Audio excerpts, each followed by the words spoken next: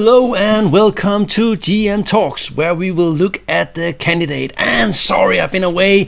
I've been very busy, but I'm coming up with something very interesting for chess soon. So be patient and let's go into the candidate. We're going to look at the game Caruana versus Nakamur. Very, very interesting game with a lot of smart tactics and the expected result, but it tells a little bit about how this candidate is going to go, because who will win? I think we can safely assume that Vidit and Abasov, they will not win. They are destined to end at the bottom. Vidit is a strong player. I'm not sure about Abasov, but they are not strong enough. Then there's Gugis and Prague, and I don't know if they are ready. They are very young. They are Indian. They are inexperienced. They are like really hard fighters, but they still have some flaws in their games, and it tends to show in the candidates. The big question is Firuzha. Is he ready to be more stable? He's of course probably the biggest talent in this group, but he's also very unstable. Seems his psyche is sometimes very strong, sometimes a little bit flimsy. I don't know. Of course, Nepomniachtchi has made it before to the World Championship matches twice, so he is a force to be reckoned with. He doesn't look that strong at the moment, but we will never know. And then of course the two favorites, Nakamura and Caruana, and I believe that if we have a normal tournament, one of these guys will win. They are both very they're very good at staying at the board, playing good moves all the time, just keep going, not ever making big blunders and things like that. So it will be very, very interesting to see. We have played one round. Every game was a draw. I think Prague was lucky to get away from Firuzha. Firuzha had a terrific chance, and probably Nakamura was lucky against Caruana. So let's see the game. And by the way, yes, I'm sorry I have been away. This is what happens sometimes when life interferes with your YouTube channel. I hope you still enjoy this. So Caruana is white. He plays e4. This is his main opening. He is an opening expert. He knows his stuff. And of course, Nakamura knows that he knows. So he knows that he has to do something else. And of course, Caruana knows that he knows that he knows. So he is prepared for all kinds of weird shit, including probably this stuff. So we have an open Sicilian, and everyone expects a6 here, the Cadillac of chess openings, the Najdorf, but instead he plays like an accelerated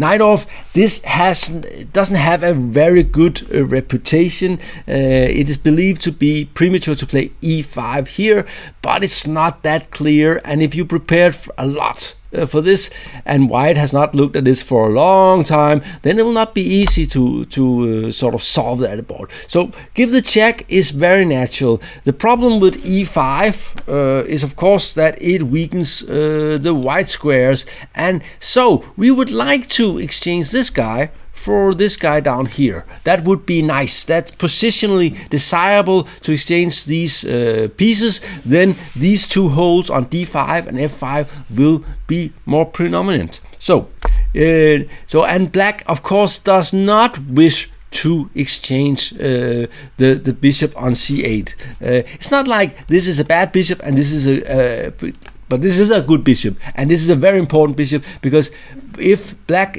was to sit at the end with, for instance, say a knight,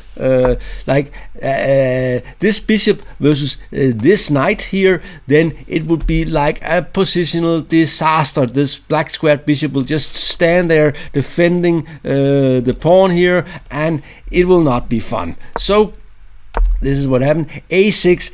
Of course, there's a threat here. So, and if he takes here, then the theory is something like this. And all the time you might be threatening something like this, and you also have ideas like this and here. So basically, white does not want to give away his white squared bishop. he moves back. Black has to defend c7.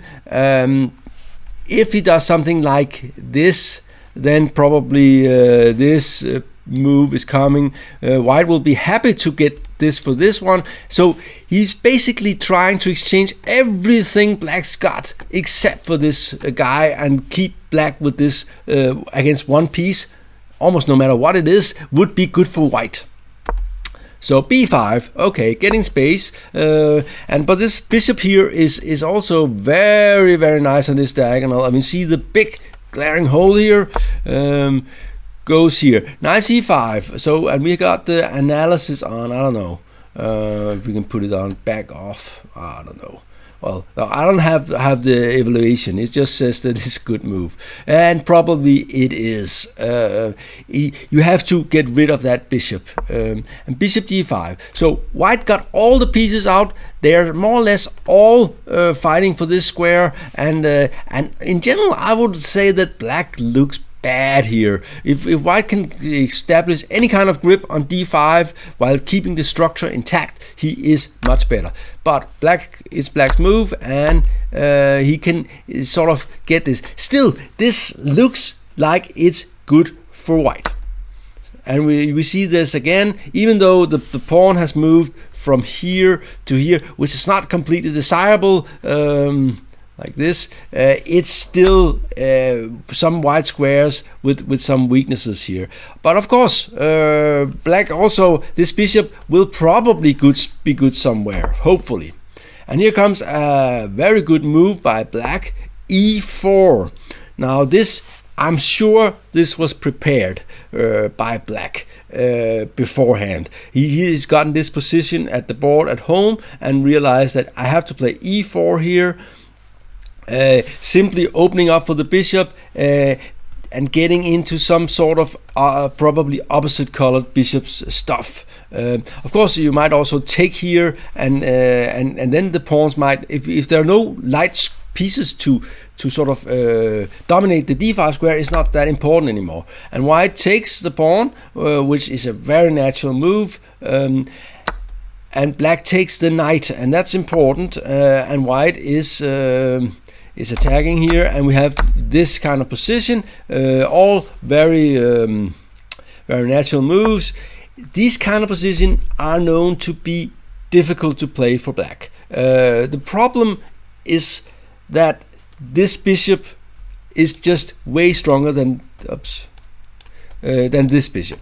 This bishop is often, you can play around it. That means it will be shooting into thin air, and this bishop here will always be good on this diagonal. It's like this diagonal will be good forever. And even if Black were to unplug it, for instance, something like this, then this pawn, something might land there. So this is like you have this eternal weakness on the f7 square in this situation. So he goes back, and White dominates with the pawn. He's trying to get, he prevents rook e8 by putting the queen here.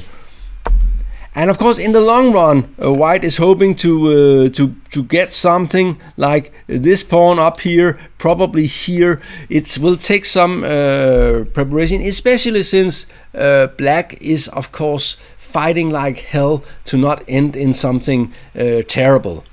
And instead, White goes hunting here, and Black goes hunting this way. And this was the idea all along.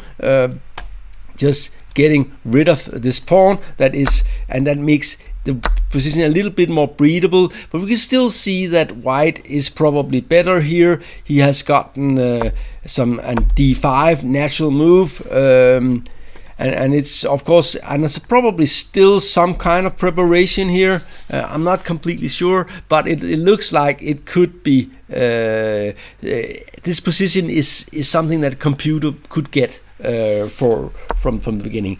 Rook goes here, bishop c3, and and I still think it's probably preparation, but it was not. And definitely White, Black has prepared this trick, and that's. And I remember I was looking at this and saying, what is going on here? Aren't you just blundering a rook? What's going on? So let's see. Okay, So of course, with opposite colored bishops, it's always tricky. And at the moment, white's queen here is out of the game. So and here the idea is, of course, this check. If and we see that it's a little bit tricky because this renews the threat here, so it doesn't help at all. Right? No help.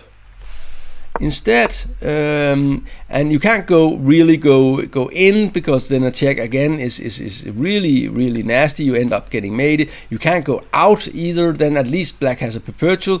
So you have to go here, and here black just have this move, and it seems that this position is forced draw in most lines. White is a little bit unhappy with this constellation on the queen side. There's just mixing, stopping the queen's return. If the rook was anywhere else, you just go d3, and then you on bishop takes, you play queen e2, and there's nothing.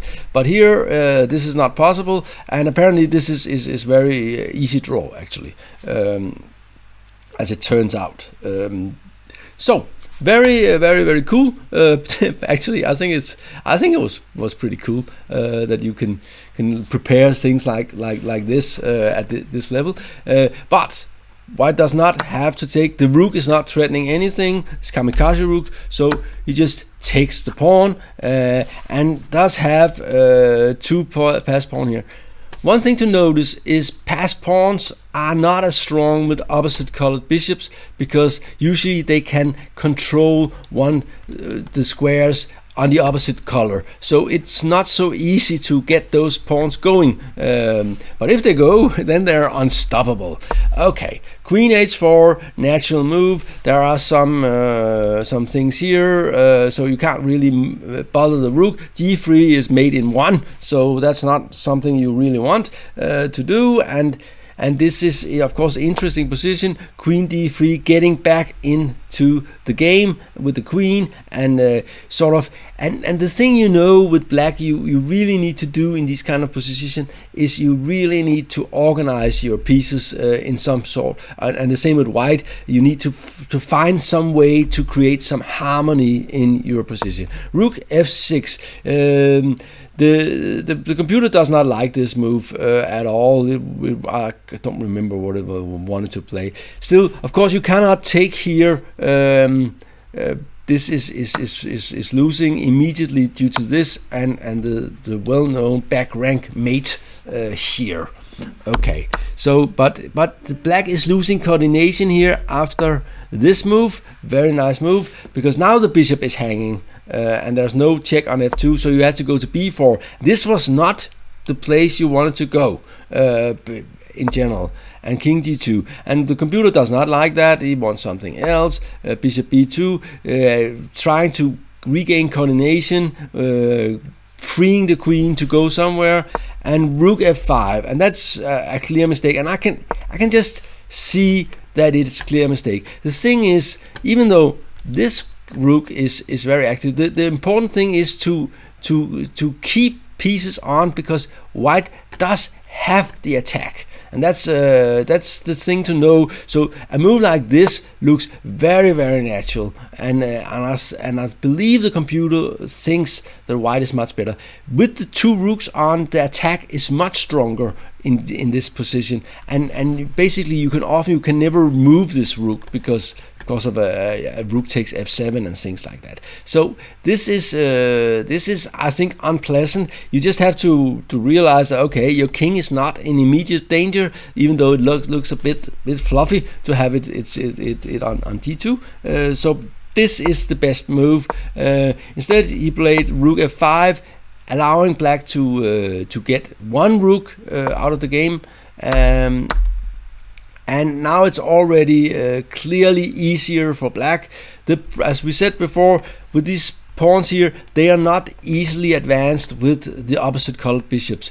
Opposite colored bishops are, if like they are left alone, then they are very draws. If we have a middle game with opposite colored bishops, they are very undraws, because there's big chances of launching an attack because it's colorblind, as we talked about many times here. Queen f3, queen e7, and basically black just needs to activate the rook, overprotect this one, and block the pawns, and he will be fine.